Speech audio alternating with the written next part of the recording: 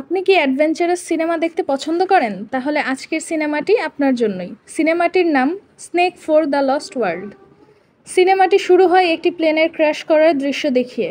প্লেনের ককপিটে দুজন পাইলটকে দেখানো হয় খুব আহত অবস্থায়। একজন পাইলট উঠে তাদের ক্যাপ্টেনকে খুঁজতে থাকে।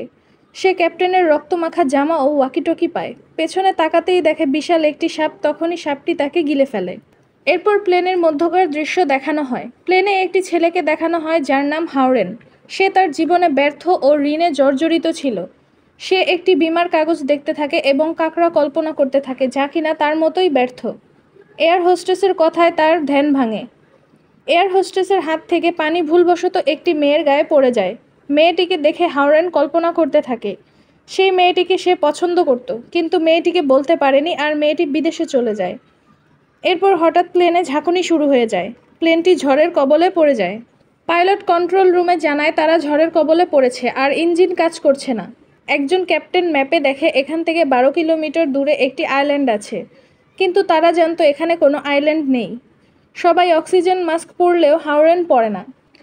সে তার ব্যর্থতাগুলো চিন্তা করতে থাকে আর বিমার কাগজটি দেখে যেই বিমার টাকা সে মারা গেলে পাবে। তাই সে চিন্তা করে তার মরে যাওয়াই উচিত। হঠাৎ তার জ্ঞান ফিরে, দেখে সে মাটিতে পড়ে আছে। সে উঠে একটু দূরে যেতেই বাকি লোকজনকে দেখতে পায়। বেশিরভাগ লোক মারা গেছে আর কয়েকজন মাত্র বেঁচে আছে। তারা সবাই প্লেনের থেকে দূরে গিয়ে বসে। হাওরেন দেখে একটি লোক সাথে একটি ব্রিফকেস নিয়ে আসে। তাদের মধ্যে একজন বলে, বিমানের পেছনের অংশ পুরোপুরি ধ্বংস হয়ে গেছে। আমাদের বিমানের ককপিটে গিয়ে রেডিও ট্রান্সমিটার খুঁজে বের করতে হবে, যাতে আমরা আর্মিদের কাছে সাহায্য চাইতে পারি। এখন আমাদের সবার একটাই চিন্তা, এখান থেকে কিভাবে বের হওয়া যায়। তার জন্য আমাদের বেঁচে থাকতে হবে, একসাথে থাকতে হবে। বেঁচে থাকার জন্য আমাদের খাবার প্রয়োজন। জঙ্গলে অনেক জংলি ফল আছে, খেতেও মনে হয় খুব সুস্বাদু। এই বলে লোকটি একটি জংলি ফল নেয়। ফলটি ভাঙার সাথে সাথেই বিস্ফোরণ হয় এবং লোকটি মারা যায়। এয়ার হোস্টেসটি তার কাছে গেলে তাদের মধ্যে আরেকজন বলে, ওনাকে ধরবেন না, তাহলে আপনিও মারা যাবেন। সে আরও বলে, ট্রান্সমিটারটি খুঁজতে আমাদের ওই পাহাড়ে যেতে হবে।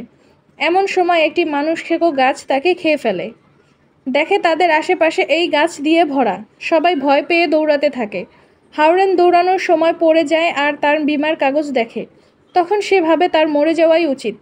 সে গাছটির সামনে যায়, তখন আরেকজন তাকে বাঁচিয়ে ফেলে। তারপর তারা সেখান থেকে পালাতে থাকে। তারা কতগুলো পাথর দেখে এবং সেখানে বিশ্রাম নিতে একটু থামে। রননিং তখন হাওরেনকে বলে, তুমি ঠিক আছো? হাওরেন বলে, হ্যাঁ। তারা সবাই তাড়াতাড়ি ককপিটে যাওয়ার সিদ্ধান্ত নেয়। তারা পাহাড়ের দিকে যেতে থাকে। তারা খুব সাবধানে এগোতে থাকে। হাঁটতে হাঁটতে ব্রিফকেসওয়ালা লোকটির হাত থেকে ব্রিফকেসটি পড়ে যায়। আরেকজন বলে, যদি বেঁচেই না থাকো তাহলে এটা দিয়ে কি করবে? লোকটি বলে, এটা আমার জীবনের চেয়েও দামি। তারা সামনে এগোতে থাকে। পেছনে থাকা একজন কিছুর শব্দ শুনতে পায়। তখনই কোনো জিপ তাকে উপরে উঠিয়ে নিয়ে যায়।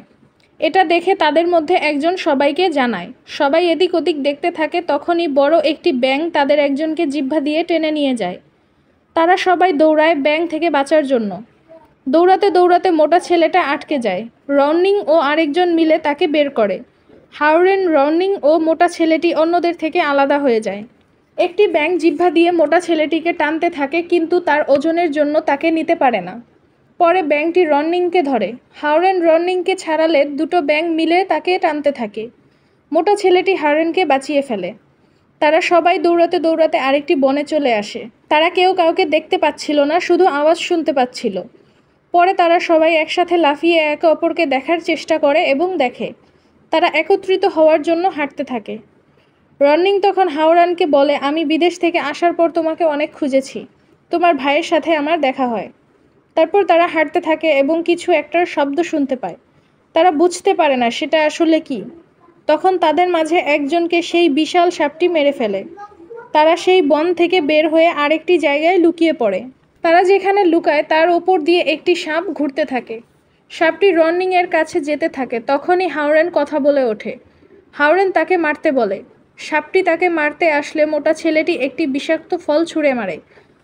তখন আশেপাশে থাকা বাকি ফলগুলো ব্লাস্ট হয় এবং ফলের বিষ সাপটির গায়ে পড়লে সাপটি চলে যায়। তাদের মধ্যকার একজন বলে, অন্ধকার হবার আগে আমাদের থাকার জন্য একটি নিরাপদ জায়গা খুঁজে বের করতে হবে। তারা একটি গুহায় আশ্রয় নেয়। বয়স্ক লোকটি লাইট জ্বালায়। তারা আগুন জ্বালানোর জন্য চেষ্টা করতে থাকে, কিন্তু পারে না। বৃদ্ধ লোকটি কাঁচা তেল খুঁজে পায় এবং টিস্যু দিয়ে তেল নেয় আগুন জ্বালানোর জন্য। সে বলে আমাদের ধাতুর তৈরি কিছু দরকার। হাওরেন তখন তার গলার লকেটটি তাকে দেয়, যেটি কিনা রনিং তাকে দিয়েছিল। বৃদ্ধ লোকটি আগুন জ্বালাতে থাকে আর হাওরেন তার ক্যামেরাটি দেখতে থাকে। লোকটি আগুন জ্বালায়, হাওরেনকে তার লকেটটি দেখিয়ে বলে, এটা সবসময় তোমার কাছে রাখবে, এটা তোমার ভাগ্য পরিবর্তনের চাবি। তখন তারা একটি আওয়াজ শুনতে পায়, সাথে সাথে দেখে কিছু আলো। তারা মনে করে হয়তো রেস্কিউ টিম এসেছে তাদের বাঁচাতে। লি জুন এটা দেখার জন্য বাহিরে যায়, তার সাথে হাওরেন ও ব্রিফকেস নেওয়া লোকটিও যায়। আলোটির কাছে যেতেই তারা দেখে এটা কোনো রেস্কিউ টিম না, বরং বিশাল আকৃতির একটি জন্তু, যার মাথায় আলো জ্বলছে। জন্তুটির থেকে বাঁচার জন্য তারা লুকায়। তখন লোকটির ব্রিফকেসটি জন্তুর কাছে পড়ে যায়। লোকটি ব্রিফকেসটি আনতে যায়, তখন জন্তুটি তাকে মেরে ফেলে। হাওরেন দেখে ব্রিফকেসে তার মেয়ের স্মৃতি জমানো। লি জুন প্ল্যান করে তারা দুইজন দুই দিকে দৌড়ে পালাবে, যাতে জন্তুটি তাদের ধরতে না পারে। 1, 2, 3 বলার সাথে সাথে হাওরেন দৌড় দেয়, কিন্তু লি জুন দৌড়ায় না। হাওরেন বুঝতে পারে লি জুন নিজে বাঁচার জন্য তাকে ব্যবহার করেছে। জন্তুটি হাওরেনকে মারতে গেলে একটি বড় সাপ এসে জন্তুটিকে খেয়ে ফেলে। লি জুন গুহায় ফিরে আসে, বলে আমরা যেটিকে রেস্কিউ টিম মনে করেছিলাম সেটি আসলে একটি রাক্ষস। রনিং জিজ্ঞেস করে বাকিরা কোথায়। লি জুন বলে বাকিরা মারা গেছে। তখনই হাওরেন ব্রিফকেস থেকে বের হওয়া বক্সটি নিয়ে গুহায় আসে। সবাই তাকে দেখে খুশি হয়। পরের দিন হাওরেন বক্সটি কবর দিয়ে রাখে।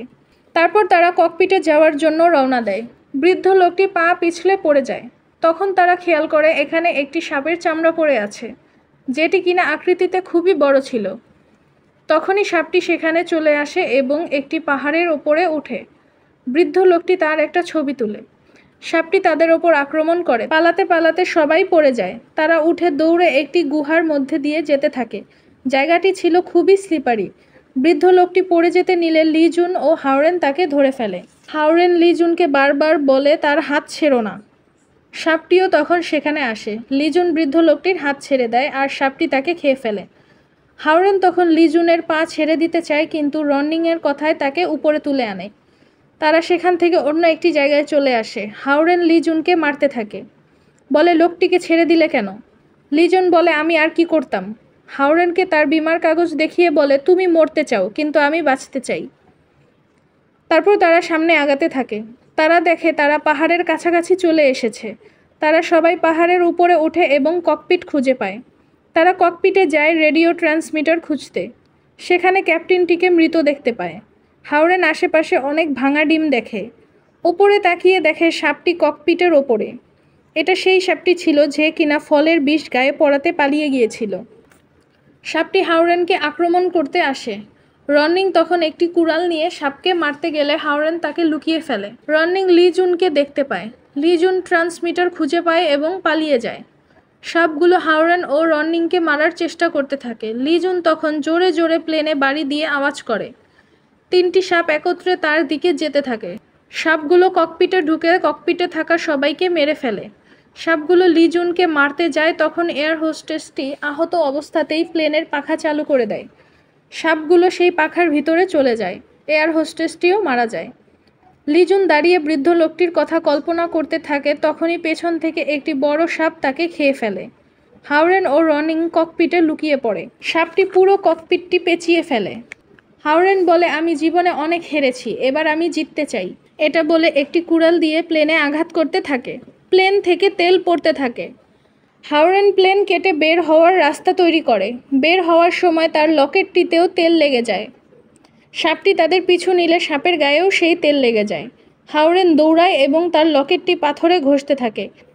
ঘষা লাগতে লাগতে রকেটটি যখন উত্তপ্ত হয়ে লাল হয়ে যায়, তখন লকেটটি সাপের গায়ে ছুঁড়ে মারে আর সাপের গায়ে আগুন লেগে যায়। সাপটি পুড়ে মারা যায়। তখন ওয়াকি টকিতে আর্মিদের আওয়াজ শোনা যায়। তারা বেঁচে যায়। আর এখানেই সিনেমাটি শেষ হয়ে যায়।